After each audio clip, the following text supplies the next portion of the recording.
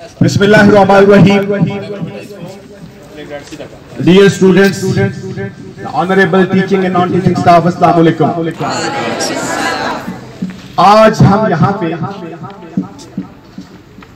उस्ताद का आलमी दिन मनाने के लिए इकट्ठे हुए हैं। ये ऐसा आलमी दिन है जिस पर तमाम कम्युनिटीज, तमाम मज़ाहब, तमाम इलाकों और तमाम ममालिक का इत्तफाक़ राय है। पूरी दुनिया में आज इस दिन को बड़ी धूमधाम से मनाया जा रहा है क्योंकि ये उस्ताद का दिन है। 5 आलमी यौमे असातिज़ा। कहा जाता है कि इंसान के दो बड़े जरूरी रिश्ते होते हैं। सबसे पहला जो उसका रिश्ता है वो उसके माँ बाप है, जो उसको इस जमीन पर लाने का सबब बनता है, और दूसरा रिश्ता उसके उस्ताद का है जो रूहानी रिश्ता है, और वो आपको एक उस्ताद, एक तालिब इल्म को, एक शागिर्द को इसी जमीन से उठाकर अर्शों पर ले जाता है। कि एक उस्ताद का ताल्लुक रूहानी भी है, मुआशी भी है, मुआशरती भी है, इखलाकी भी है। जब हम कौमों की तरक्की के पैरामीटर्स को देखते हैं तो उन पैरामीटर्स में जो सर फहरिस्त है उसमें उस्ताद का किरदार है। कहा जाता है कि उस्ताद बादशाह नहीं होता, लेकिन अपने शागिर्द को बादशाह जरूर बनाता है। उस्ताद एक रूहानी बाप है। उस्ताद का किरदार इंसान की जिंदगी में ऐसा ही है जैसे माँ बाप का। कहा जाता है कि अगर कोई डॉक्टर गलती करता है तो उसकी गलती जमीन बोझ हो जाती है, जमीन बोझ हो जाती है। यानी अगर डॉक्टर ने गलत ऑपरेशन कर दिया, गलत इंजेक्शन लगा दिया, गलत गोली दे दी, तो पेशेंट क्या होगा?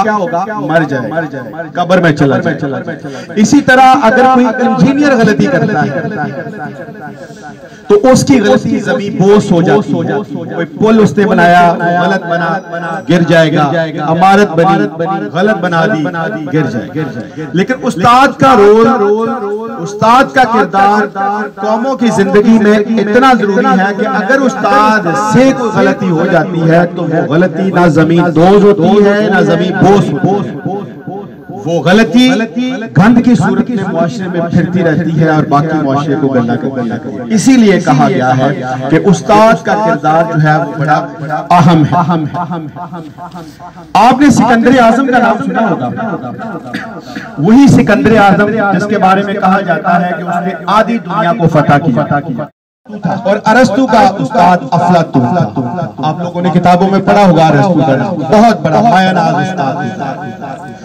सिकंदर आजम और उसका उस्ताद अरस्तु एक दफा किसी जंगल में से जा रहे थे। रास्ते में बिखरा हुआ एक नदी नाला था।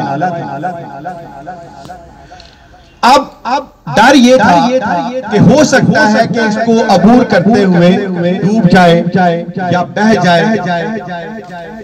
तो दोनों उस्ताद और शागिर्द में ये बहस छिड़ गई कि पहले मैं अबूर करूंगा, पहले मैं अबूर करूंगा। बहस में सिकंदर आजम जीत गया और सिकंदर आजम ने उस नाले को सबसे पहले अबूर किया, यानी जो शागिर्द ने अबूर किया। थोड़ा आगे गए तो अरस्तु ने अपने शागिर्द सिकंदर से पूछा कि क्या ये बेइज्जती नहीं होगी? आपको नहीं लगता ये अच्छा नहीं हुआ? मैं उस्ताद हूं, पहले मुझे पहल करनी चाहिए थी। तो सिकंदर ने जो जवाब दिया वो आज भी किताबों में मनोअन मौजूद है। सिकंदर ने ये कहा कि अगर सिकंदर डूब जाता, यानी मैं शागिर्द अगर डूब जाता तो अरस्तु हजारों सिकंदर पैदा कर, लेकिन अगर अरस्तु डूब जाता तो सिकंदर एक भी अरस्तु पैदा नहीं कर सकता।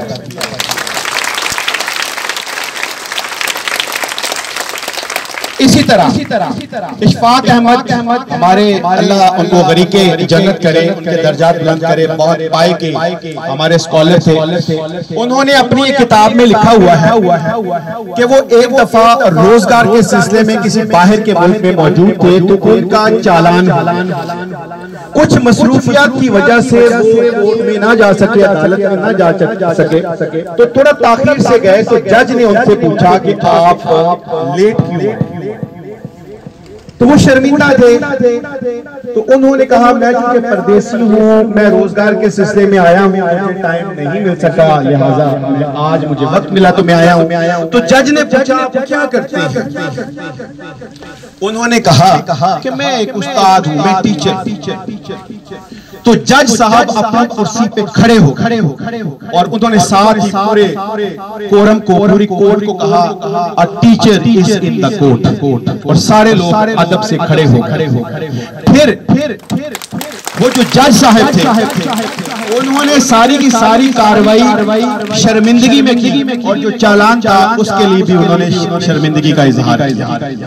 ये मुहज़्ज़ब कौमों के पैरामीटर्स हैं कि वो उस्ताद को कितनी इज्जत देती है। जर्मनी की चांसलर एंजेलिना मर्केल, बड़ा मशहूर मारूफ नाम है उनका सियासत में, उनसे उनके डॉक्टर्स, इंजीनियर्स और बाकी पेशे के लोगों ने कहा कि टीचर जो है उसकी आपने इतनी सैलरीज क्यों रखी, इतनी तनख्वाहें रखी हुई हैं, हमारी कम है। उसने कहा ये कैसे हो सकता है कि जो आप लोगों को बनाते हैं उनकी तनख्वाहें कम हो और जो पैदावार है उनकी तनख्वाहें ज्यादा हो। इसलिए जर्मनी में आज भी असातिज़ा की तनख्वाहें बाकी पेशों से ज्यादा है, इसलिए कि वो उस्ताद को समझते हैं, वो समझते हैं कि ये हम इनका अदब करेंगे तो हमारी कौम आगे जाएगी, हम इसको सुकून की दुनिया नसीब करेंगे, इसको कंड्यूसिव एनवायरनमेंट महसूस करेंगे, इसकी इज्जत करेंगे तो हमारा मुआशरा आगे जाएगा, साइंसदान पैदा होंगे, डॉक्टर्स पैदा होंगे, इंजीनियर्स पैदा होंगे।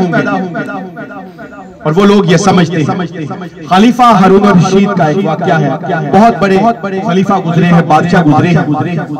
मस्जिद में नमाज पढ़ने के बाद वो निकले तो उन्होंने देखा कि जहां पे जूते पड़े होते हैं उनके बेटे मामून और अमीन इस बात पे तकरार कर रहे हैं कि मैं उस्ताद उठाऊंगा, दूसरा कहता है मैं जूते उठाऊंगा।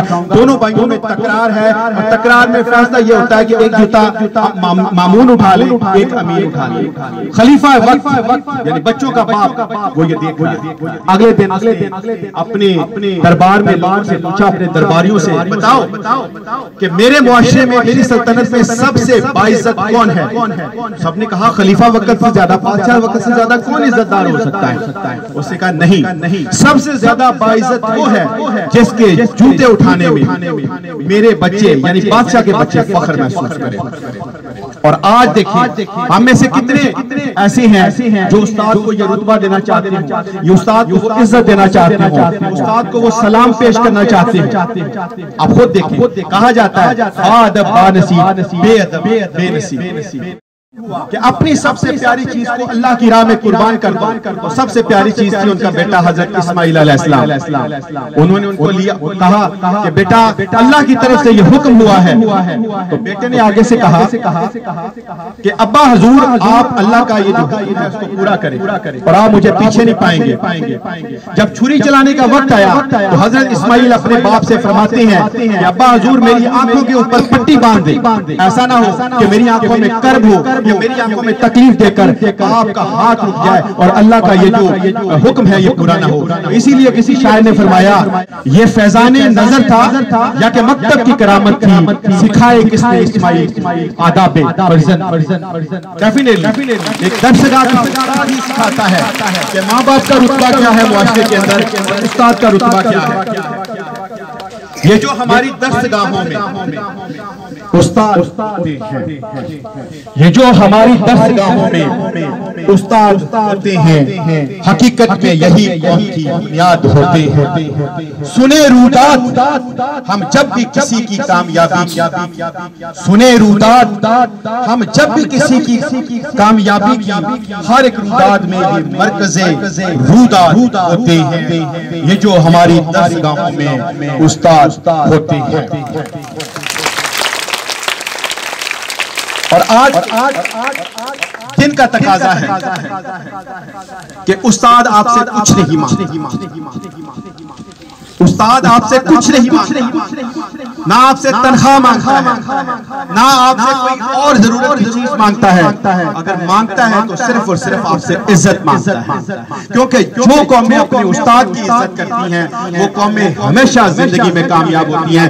आज मुहज़्ज़ब कौमें देख ले या मुसलमानों का वो जमाना देख ले जब मुसलमानों का अरूज था, तो आपको नजर आएंगे वहां पे आपको बड़े बड़े जाबिर बिन हय्यान का नाम नजर आएगा, अबू अली सीना का नाम नजर आएगा, याकूब अल-कंदी का नाम नजर आएगा, मूसा बिन अल-खारज़मी का नाम याद आएगा, जाबिर बिन हय्यान का नाम आपको नजर आएगा, अल-बैरूनी का नाम आएगा, इमाम गजाली का आएगा।